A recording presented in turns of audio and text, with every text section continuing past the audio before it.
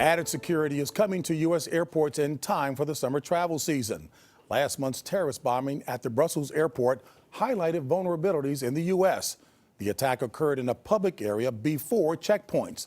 Transportation correspondent Kris Van Cleave on what's being planned here. Passengers traveling through U.S. airports are likely to see more police in public areas, increased random checks of vehicles and people with larger bags. Also, additional bomb-sniffing dogs. 28 canine teams have been reassigned from small airports to major transportation hubs. TSA Administrator Peter Neffinger. I like to think of it as a security environment that you create, that it gets more and more secure as you get closer and closer to the thing you're trying to protect. That means even after security checkpoints, passengers may be subject to more random checks.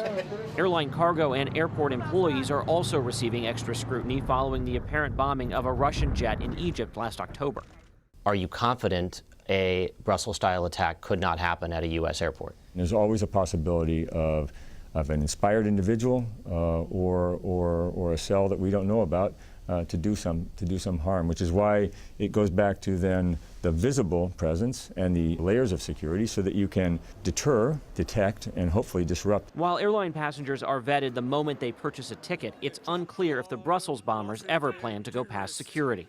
How do you defend against that? Well, it puts it in the category of, think the Boston Marathon bombers. It's in a sense, it's in that same category. It's incumbent upon us at TSA to ensure that we do our best to move people as efficiently as possible into the sterile areas of the airport. But all the added security is one factor contributing to long lines at some major U.S. airports. I do have concerns about long wait times because it does gather people up. And in addition to being an inconvenience for the traveler, which is no small problem, it does pose a potential challenge with respect to large crowds of people. Next week, roughly 300 airports will submit detailed vulnerability assessments to the TSA. James, the agency plans to come up with a list of best practices and attempt to implement those across all of the airports. Kris Van Cleave at Reagan National. Thank you, Kris.